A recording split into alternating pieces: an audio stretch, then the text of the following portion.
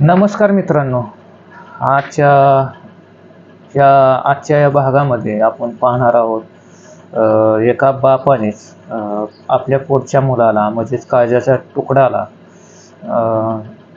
त्याची निर्गुणपणे हत्या केलेली आहे. आणि जो आपण त्याला लहानपणापासून सांभाळतो, त्याला जोपासतो आणि काही कारणास्तव किंवा खोट्या प्रतिष्ठेसाठी आपल्याच बापाने आपल्या मुलाची हत्या केलेली आहे. आणि आपण पाहणार आहोत हे प्रकरण आजच्या या घटनेतनं काय आहे नेमकं हे प्रकरण ताजा आपण ह्या व्हिडिओमधनं पाहणार आहोत. आणि ही घटना आहे परभणीतली आहे ही घटना. आणि इथं ह्या घटनेमध्ये बापाने आपल्या मुलाला खोट्या प्रतिष्ठेसाठी किंवा ह्याच्यासाठी त्याचं जीवन संपवलेलं आहे. आणि त्याचा एक भाऊ तो एक ह्या षडयंत्रामध्ये सामील आहे. आपण ह्या घटनेमध्ये सर्व सविस्तर पाहणार आहोत, स्टेप बाय स्टेप. तर नमस्कार मित्रांनो, आपण पाहत आहात गुन्हेगारी दुनिया, महाराष्ट्रातील खरी आणि थरारक आणि विचार करायला लावणारे गुन्हेगारी प्रकरण घेऊन येणारा यूट्यूब चॅनल हाच. आणि आज आपण पाहणार आहोत अशीच एक घटना जिथे सन्मानासाठी एका वडिलांनी आपल्या रक्ताच्या म्हणजे काळजाच्या तुकड्याचा जीव घेतला आहे. आणि ही आहे खरी घटना. आणि ह्या घटनेतनं तुम्हाला ही घटना सांगायचं म्हटलं तर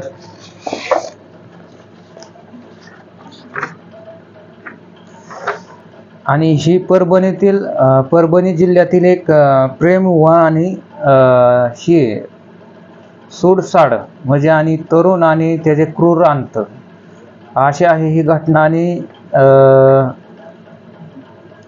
गाव एक गावाची ओळख. आणि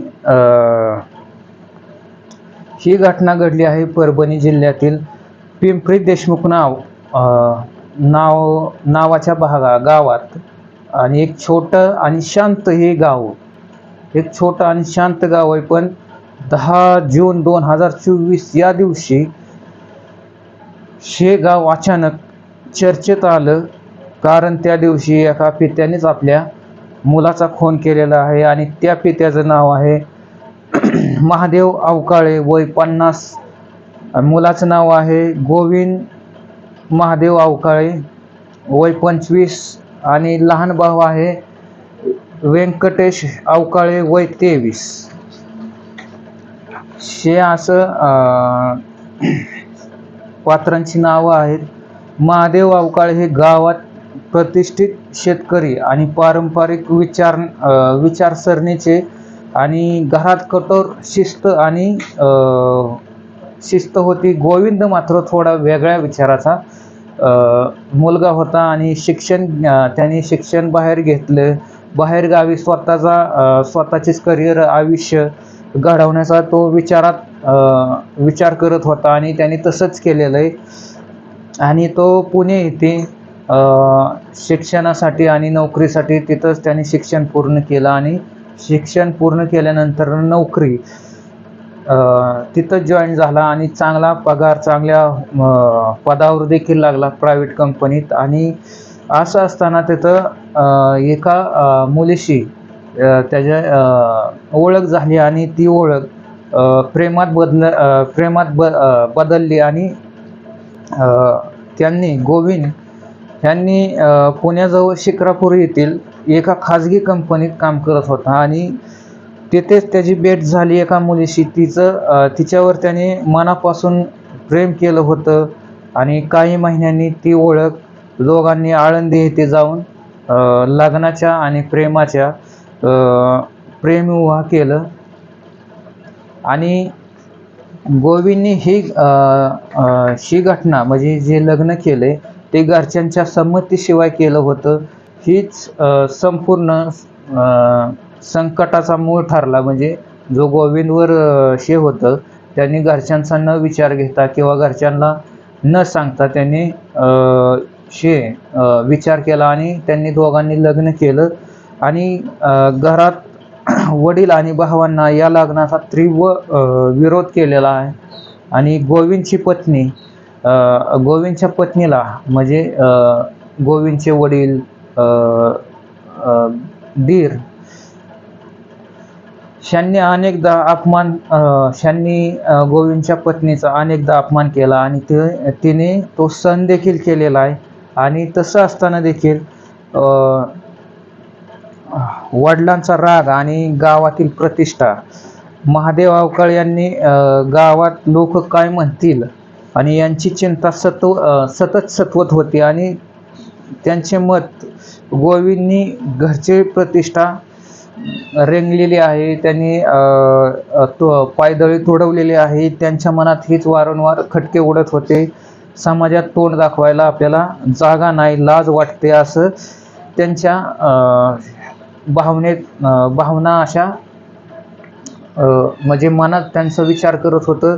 आणि तसं असताना देखील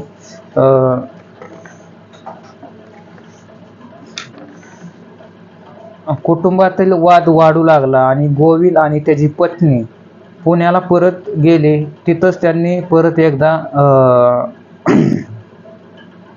नोकरी चांगला म्हणजे तिथं गोविंद आधीच पूर्वीपासून पुण्यातच नोकरीला होता. आणि गोविंदची पत्नी ही तिथं होती, पण त्याला अनेकदा हे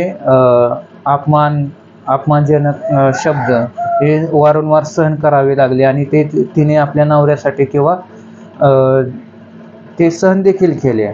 आणि त्या वादातनं गोविंद आणि ते परत पुण्याला आल्यानंतरनं परत एकदा त्यानंतरनं गोविंदचे वडील होते, त्यांनी सतत गोविंदला फोन करून शिव्यागाळ्या करत, धमक्या देत बरेचशा म्हणजे हे वाद हा मुद्दा त्यांचा वादाला कारणीभूत. आणि ह्या वादातनं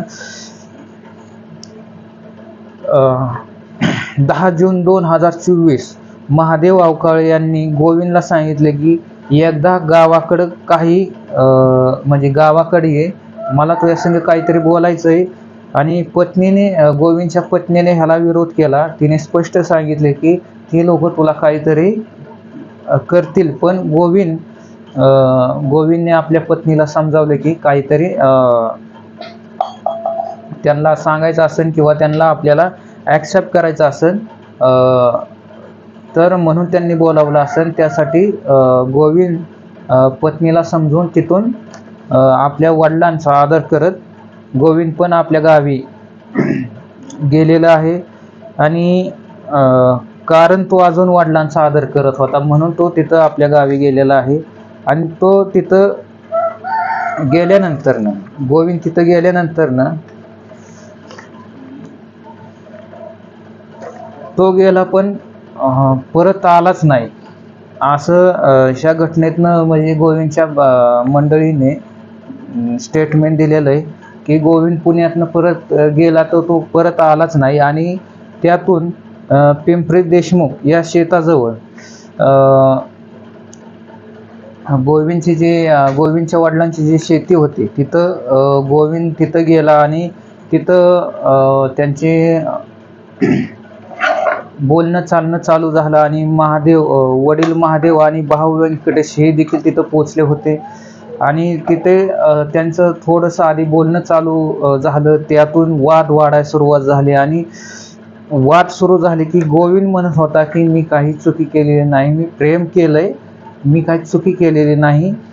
पण त्याच्या वडिलांना आणि त्याच्या भावाला ह्याचा मनातूनच राग होता. ह्या गोष्टींना तो आपल्याला डावलत आहे किंवा पण त्यांनी रागाच्या भरात असं महादेवने हातातील काठी उचलली आणि गोविंदच्या डोक्यावर जोरदार प्रहार केला. आणि तो तिथेच खाली कोसळला. गोविंद तिथेच खाली कोसळला. आणि तरी व्यंकटेशने त्याच्यावर लाथाबुक्क्यांनी हल्ला केला. आणि असं असताना देखील आपल्या बारक्या भावाला पण समजलं नाही की आपण काय करतोय काय नाही. आणि गोविंद तिथं बेशुद्ध झाला. काही ग्रामस्थांनी ही घटना पाहिली आणि त्याला जिल्हा रुग्णालयात तिथून घेऊन गेले होते, पण तो वाचू शकला नाही. डॉक्टरांनी त्याला मृत घोषित केलं आणि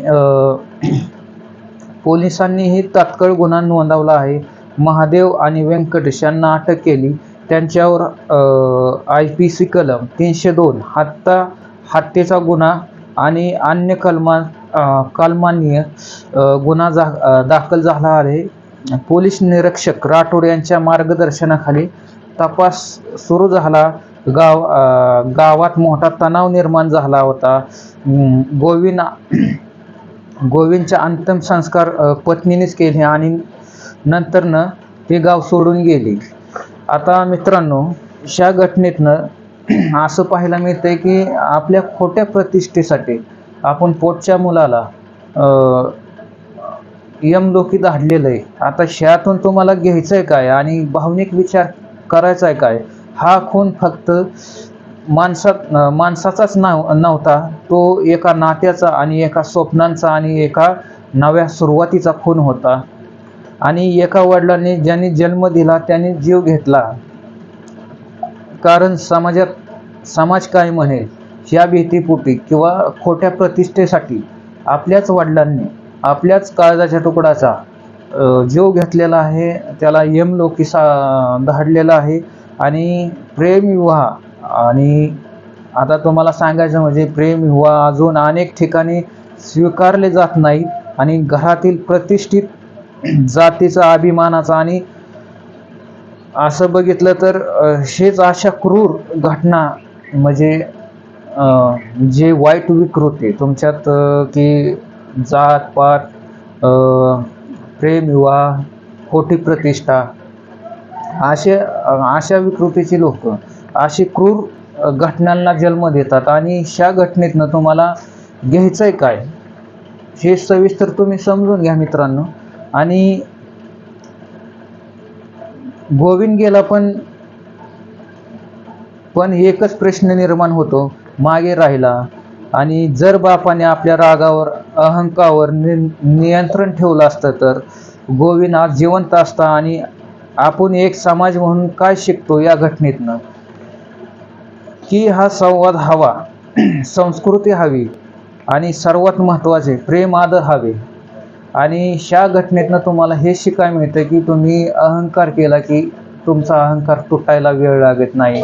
तुम्ही किती काही केले प्रयत्न खोटी प्रतिष्ठा मिळवण्यासाठी किंवा खोटी हे करण्यासाठी, तर मित्रांनो पाहत राहा अशाच खऱ्या विचार करायला लावणाऱ्या गुन्हेगारी कहाण्यांसाठी. सबस्क्राईब करा आपला चॅनल गुन्हेगारी दुनिया. आणि पुन्हा भेटूया अशाच गुन्हेगारी प्रकारासह. तोपर्यंत सावध राहा आणि विचार करत राहा मित्रांनो. धन्यवाद. जय महाराष्ट्र, जय हिंद, नमस्कार.